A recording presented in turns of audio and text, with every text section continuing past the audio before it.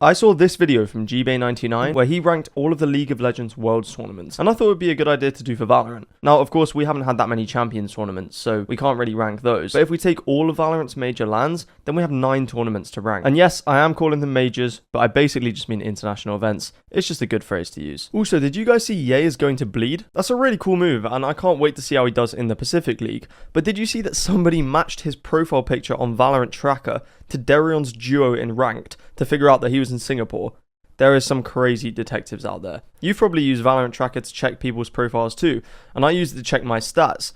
But instead of using the website, I used the app, which is so much better. And I can see live stats during my games, which is actually really interesting to see. You can get it by clicking the link in the description, and it helps support me too. So thank you for Valorant Tracker. Thanks to Valorant Tracker for sponsoring this video, and let's get into it. Has to be great on his first bullet. Oh my god! How on earth has he done that? Masters Reykjavik 2021 was Valorant's first ever international event, and there's always a kind of magic that comes with that. We had no expectations as to how Valorant would look on the big stage, and because we hadn't seen any international matchups, there weren't loads of favourites coming in. There were fan favourites though, and they were Sentinels. North America had so much hype around it as a region at the start of Valorant, in the casual and competitive side of the game, and Sentinels were just the best team. They completely dominated the region in the run-up to Masters Reykjavik, and also had the drama with Sinatra and Tens coming in, and when you've got a massive streamer with insane mechanics playing for the best team in the world, people are going to want to see you win. They were probably the favourites coming in, but there were other heavy hitters too, especially from Europe, where a lot of people assumed that the Counter-Strike fundamentals of years gone would carry over to Valorant. Fnatic and Liquid were the 2 representatives coming from Europe to Masters Reykjavik. Liquid had won the finals in close fashion, but both teams were pretty similar to each other in terms of skill. There was also the whole Scream versus Tens narrative, with both players having insane mechanics, and seeing who would come out on top. Asia has never really taken to FPS games in the same way, but it was clear that Valorant had the potential to be different. Most people expected Korea's representative to be the scary team Vision Strikers, with a 107 game unbeaten streak. But right before the tournament, that got broken, and eventually Newturn went instead, so they were a bit of a wild card. There was also Vikings from Brazil, Crew from LATAM, Crazy Raccoon from Japan. It truly was an international tournament, and the 12 teams were ready to play. But 12-team formats can kind of be a bit awkward, a problem that, to be honest, Valorant still hasn't solved. But the solution in 2021 was to play 2 games before the full bracket, which was a bit weird, but it worked fine. And as that bracket played out, it was clear that the fan favourites coming in were definitely the favourites in the server. Sentinels dominated every single game they played and won the tournament without dropping a map, which is a cool storyline, but it didn't create loads of tension and hype in certain matches. I think it's important to remember that the grand finals was super close though. 2 overtimes and a 13-11 in the final map, with that tragic Sky Flash that could have changed everything. There were some memorable moments, like the Mystic Sky Flash and the Vanity Soulcast delete of the game, but there weren't that many. There were few and far between, and we don't look back now and think about all these amazing things that happened at that tournament. And watching back the games for this video, the production wasn't at that great of a level, along with the level of play. But, I mean, that's obvious. It's the first tournament. We couldn't have asked for very much. But in a way, that really did feel like we were watching the beginning of an esport, which was a pretty special feeling. Although no crowd, which a lot of these early tournaments suffer from, does kind of put it down for me. With all of that, I'm going to put Masters Reykjavik in C tier. And if you disagree with me, you're probably a Sentinels fan. How? How is he there? How is he there? Next up is Masters Berlin 2021. This was the first mid-season tournament that Valorant's ever had, which typically have lower viewership and lower stakes, but are still a great watch. The tournament didn't start out great though. Bren Esports from APAC couldn't make the tournament because of COVID restrictions, so one of the groups of 4 became a group of 3, which was really quite odd. Sentinels were coming in as the dominant favourites and the reigning champions, but it didn't quite play out as people thought it would. A different type of powerhouse team would rise throughout the tournament. That was Gambit, who are personally one of my favourite teams of all time. They gave us some amazing moments, like the 13-0 versus G2 in the semi-final, and a great final series against an MV team that put up really good competition, although it was another 3-0. Another big moment from Masters Berlin is the 12-7 comeback between Ascend and 100 Thieves, which people do still talk about to this day. It was a great tournament, but no really spectacular moments came out of it, and so I'm going to be putting it in the C tier, just behind Masters Reykjavik. Don't worry, it does get better. Mid here, Starbuck walled over. Are you What is kidding that? me? What a time to come alive! Let's talk Champions 2021. This was Valorant's first Champions tournament, so there was a kind of buzz in the air around it. People wanted to see what Riot would cook up for Valorant's biggest tournament yet. 16 teams as opposed to the 12 that we were used to. And luckily, the tournament delivered from day one. This was one of the most insane group stages we've ever seen in Valorant. There were so many different things happening, starting with Sentinel's beef with Furia, where Zoms called their entire region shit on Twitter, and then proceeded to get knocked out by Crew in one of the craziest games you could ever watch live. If you want to see what it was like, just watch the Plat Chat co-stream for that day.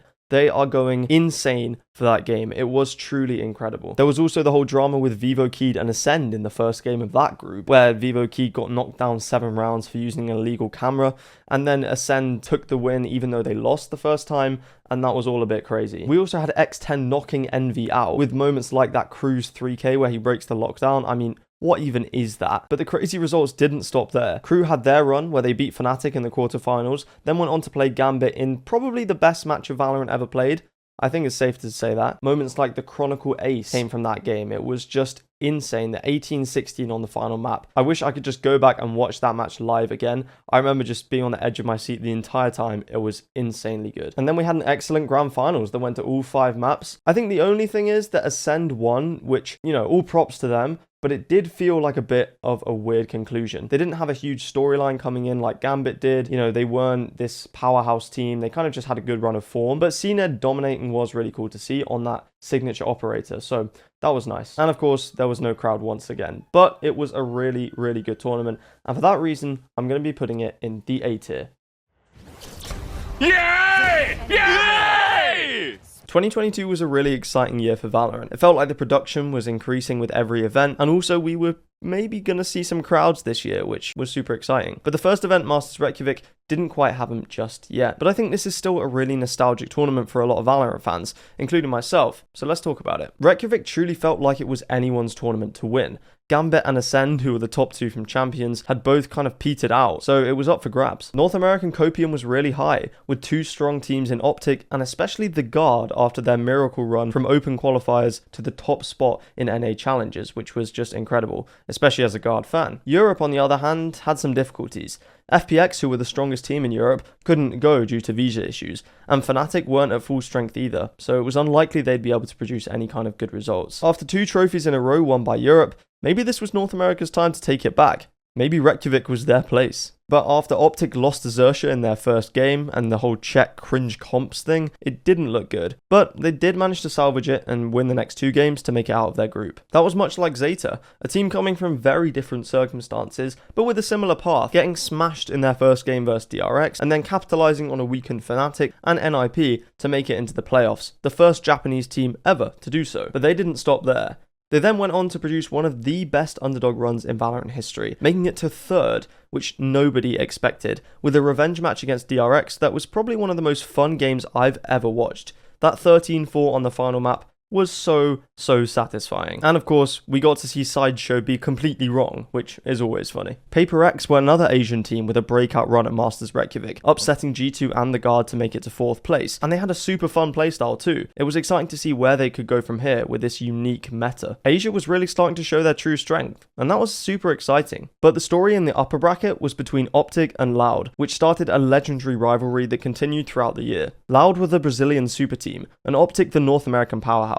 It was a great matchup to have in grand finals, and it felt like you were watching high quality Valorant. And there's something about watching that old OpTic team play, you just knew how good they were. Ye was insane, Marved was so clutch, and the big brain calls from FNS were just really satisfying. Their win felt like a satisfying conclusion, and even though it was a 3-0, it was still close and a great experience to watch. Overall, this event had everything. The underdog runs, the upsets, the satisfying winner, it was all great. I mean, everything apart from a crowd, of course. There's a reason why so many people are really nostalgic for this tournament, but with the EU issues and teams dealing with COVID mid-event like Loud did, I'm gonna have to put it in A tier, which is still a great placement. Absolutely ridiculous! And what a play! But finally, we've made it. Even if it was only for the final few games, Copenhagen had a crowd. The crowd was great. but it wasn't all great. The 12-team format still hadn't been sorted out, which saw Leviathan get into playoffs over Loud just because Crew beat NIP in a random other game that didn't have any correlation, which was really weird. OpTic and Fnatic were definitely the favourites coming in, OpTic being the reigning champions and Fnatic having a flawless run in EMEA challenges in Stage 2. Unfortunately though, we had OpTic and Loud in the same group, which meant that after they both got upset, one of them had to go. So we said goodbye to Loud before the playoffs. But a team we said hello to was FPX, who had finally made it to an international tournament. They still didn't have their full 5 players though. Sugetsu was out for the first part of the tournament, so they had to bring in Cider as a sub. They did manage to scrape through the group stage though, so maybe Sugetsu could get there just in time for the playoffs. I mentioned Leviathan earlier, but they were actually a really fun team to watch. They made some memorable moments like, "That's the spike!" and the Enzo diffuse stick in their lower bracket games. Paper Rex were also a great team to follow. They had their innovative, fun playstyle, and it was actually working. They made it all the way to the grand finals without losing a match. It seemed like they had it in the bag, but FPX had something different to say, especially Sugetsu, who once he turned up to the tournament, played like an absolute god to make the best lower bracket run we've ever seen in Valorant. They beat Guild, beat DRX in a revenge match, then played Fnatic, who they hadn't beaten in months, and then beat them, then the reigning world champions in OpTic, to make it all the way back to the grand final against Paper X, which set up for a banger series. Not only that, a banger series with a crowd, and it delivered. All 5 maps, really great play from both teams, and a great final round. I feel like even now, people don't really realise how impressive that run was. To go from group stage with a sub, practically down and out, to getting Sugetsu in and winning the tournament all the way through the lower bracket. I think at the time, a lot of people wanted Paper X to win, just because they were super fun to watch, but FBX should be celebrated for that amazing run. Overall, I'm going to give Masters Copenhagen a B tier. The average levels of hype for each match weren't quite as high as some of the others, but it was an excellent, excellent tournament. Not a problem just yet. Another No way! Oh my God, John! But here's where we get into the good stuff. Champions 2022. Copenhagen did have a crowd, but it was only a 1,500. Champions 2022 for the grand finals was set to have over 10,000. And the narratives before the tournament were great too. Would FPX be able to retain their title? Could Paper X surpass them and finally take the trophy home? Or would OpTic bounce back and win that title? There were some wildcard teams coming in too, like Edward Gaming, who had gone unbeaten as the only Chinese hope in East Asia's LCQ to make it to champions. At the time, there was like a cult following of Edward Gaming, and I'm proud to say I was part of that. 16 teams had made it to champions, and they really did all feel like they deserved to be there. They all felt like they had a chance at doing something. And that was apparent almost immediately, with Boom Esports taking a map off of OpTic, and Tebatol, a pretty much unknown player at that time, dropping 38 kills to take the map. They didn't end up winning the series, but it was great to watch either way. Other than that, the group stages went pretty much as expected, and 100 Thieves even gave us some NA copium, which was quickly slashed down by DRX and Fnatic. The only disappointment from the group stages was Paper X getting knocked out before the playoffs, which was a shame. But speaking of the playoffs, we had 8 really strong teams, and one of the best playoff brackets of all time. From the beginning, we had an insane match between Loud and Leviathan, with Loud making a comeback that kept them in the upper bracket. We had DRX versus FPX, which, if you know, you know, one of the best maps of Valorant ever played, probably the best map of Valorant ever played, with Ardis' 1v3, Stacks kissing his mouse, 1917, the biggest overtime in Valorant history, just insane. Sorry, I knocked my microphone there. We had the whole XSET versus FPX turret situation, which, no, maybe not have been great for the players or for competitive integrity, but for the fans, oh my goodness, the tweets coming out right after the game, not knowing if it was going to be replayed, everyone coming back into the arena, the casters coming back, the overtime was insane to watch. That was one of the craziest moments in Valorant. Not necessarily like the best, but it was one of the craziest. And from there we had DRX versus Fnatic, where DRX overcame that 5th, 6th curse to finally become the team we know they could have been. And the lower final between them and OpTic was such a banger. All 5 maps, that RB clip where he sprays down 2 in Garage and then wins the 1v1, like just insane stuff. But of course, the grand finals had to adhere to the OpTic Loud rivalry, which felt like a super fitting conclusion. And Loud winning the trophy was great. It really cemented Brazil's growth as a region, and OpTic had already won a trophy that year, so it was nice to see 3 different winners once again. There's not really any complaints you can have about this event. Maybe other than the grand final not being as close as it could have been, but even then, it had some insane moments, especially on Ascent with that sassy pistol 1v1, like, that was insane. I realise I say insane a lot. This tournament is S tier, easily. Noise everywhere, the double swing! Spray down! Franchising is upon us. Well, it was at the time of VCT lock-in, and however you feel about franchising, you have to admit at the time it was super cool to see teams building rosters, and these teams that we hadn't seen for years at international events. I mean, even Sentinels, we hadn't seen all of 2022, they were finally back and playing on the international stage. It was great to see. This is Valorant's biggest ever event, and probably will be for many years to come. 32 teams, every team in franchising, along with the 2 Chinese ones, and it was great to see them all playing. Now, of course, with 32 teams comes a controversial format. Single elim the whole way through. No second chances, you lose and you're out. Half of the teams would only be there to play one best of 3, but that did bring pretty high stakes. I mean, there's a whole video on my channel about how controversial this format is. That's how crazy it was. I personally loved the format. It made every game unmissable as a viewer. Although I probably could have missed out on Giants vs Detonation and been okay, but with these teams building completely new rosters, there were so many different stories to keep track of. The main one was that Fnatic were now a super team. They added Leo and Chronicle. Could they finally get the trophy they'd always missed out on? Loud had lost 2 of the world champions to Sentinels, so we didn't know how they would look, but Sentinels were playing Fnatic in the first match, which was set to be a gigabanger. To be honest, most of the games went how we expected, but there were a few upsets like Secret versus Liquid. But okay, I'll talk about it. The crowd. When the crowd was there, it was an insane atmosphere. Unfortunately, that was really only for the Brazilian teams. There were a few days, don't get me wrong, where the crowds were there and there were no Brazilian teams playing, but usually the biggest crowds and the biggest cheers were for the Brazilian teams, which does make sense. If the Brazilian teams had gone out early in the tournament, it could have been disappointing, but luckily, Loud were playing really well, so it worked out. And that Brazilian crowd showed up in the NRG versus Loud game, which was just incredible. One of the best of 3s I think we've ever seen in Valorant, along with Crew versus Gambit. People just screaming for Loud. They made the comeback, that 1v3 from Kalanzine in the final round to take it to overtime. Chef's kiss. And of course, the cherry on top was that the home team had made it to the final, which meant that we had a full crowd, packed. The atmosphere was just intense. You know, people shouting "Uva More" at Fnatic as they walk in, which is just, you know, another level. And of course, the thing that pushes lock-in over the line, the final. It was the best moment in Valorant esports history. It won't be replicated. We might see some better moments, but nothing like that. The 3-11 comeback from Fnatic on the final map, you know, silenced the crowd who pretty much had assumed they'd won at that point. We won't see anything like it ever again, I don't think. And the moment after they won, with Boaster tearing up in the interview and everything on Twitter just going crazy, it was, you know, a great time to be a Valorant fan. And yeah, I loved it. Oh yeah, and they did that show match with Gecko, which was pretty cool too. I think what doesn't make it S tier for me is that there weren't really many upsets or underdog runs, which I tend to favor, but it was still a great tournament, and that's why it's going in the A tier. Second guest is in with the off. This man is playing gun game.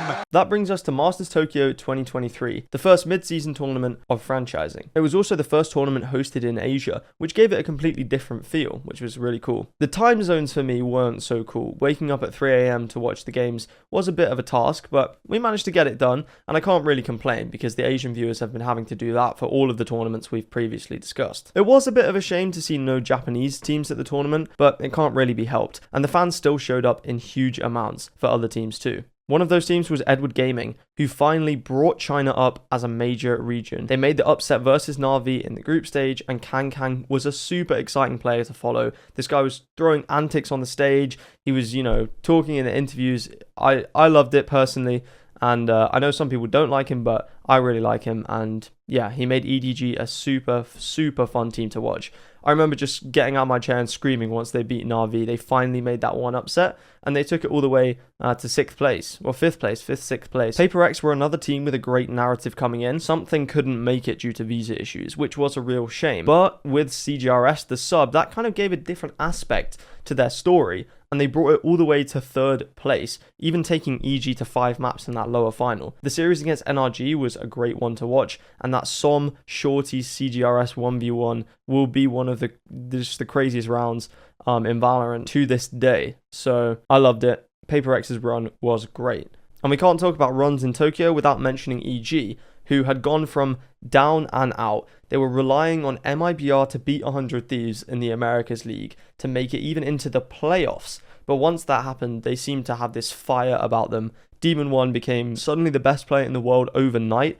You know, Com improving, Boostio, great IGL out of nowhere. Their fracture was unbeatable. They played it against every team. They managed to go on this crazy run from, you know, almost bottom of the Americas League, worst team people are calling them, to second in the world. Great run by them in Tokyo. But, of course, the winners were Fnatic again in dominant fashion. The only team to ever have done the 2-time. It wasn't necessarily the most exciting thing to watch, just because every match Fnatic played, you were expecting them to win. But it was still a good storyline nonetheless. And the 2-time champions, we had to see it at some point. We now have. I think one thing that pushes Tokyo down a bit was the fact that some of the major teams like DRX, Loud, and Liquid really kind of underperformed. And of course, the final was a 3-0. So again, that kind of takes it down a notch for me. As a result, I'm putting Tokyo in B tier, just above Copenhagen and below Champs 2021. It was a really, really good tournament, but just didn't quite have all the storylines that it needs to be higher.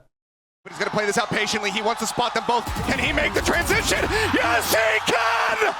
And finally, we come to Champions 2023. Now, this was the most recent event in Valorant. It happened only, a few months ago. I was lucky enough to go and be there, which was just the best experience. With it being the first Champions in franchising and in Riot Games' home city of LA, they kind of went all out with it, which was really cool to see. The games didn't disappoint either.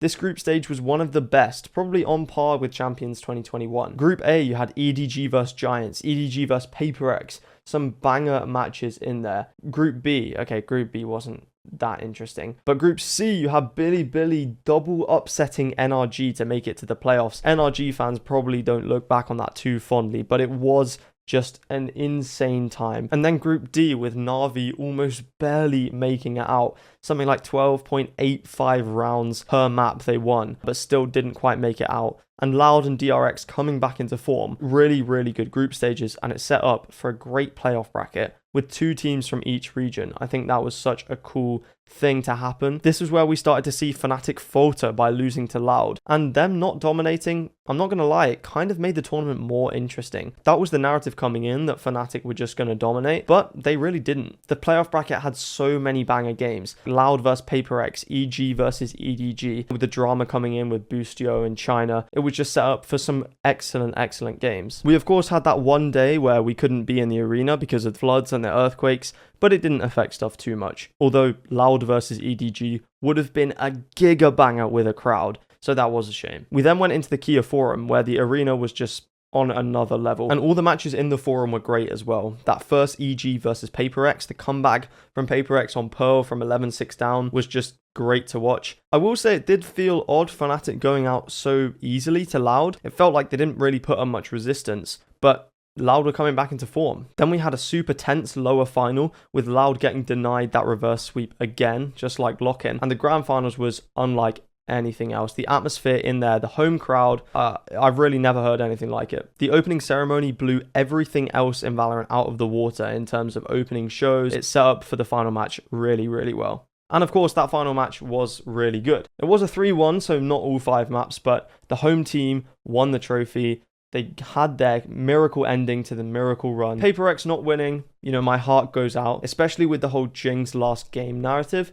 I feel like that would have been also a great ending, but still an excellent grand final. Yeah, great experience. Maybe I'm biased because I was there, but I think Champions LA has to be in S tier. Right behind Champions 2022 for me. I think Champs 2022 had slightly better games in the playoffs on average, but they're really on par for me. So there's the tier list. I really hope you enjoyed this video. I had really good fun making it. And with that, I've been Commend. Subscribe if you enjoyed. And thank you for watching.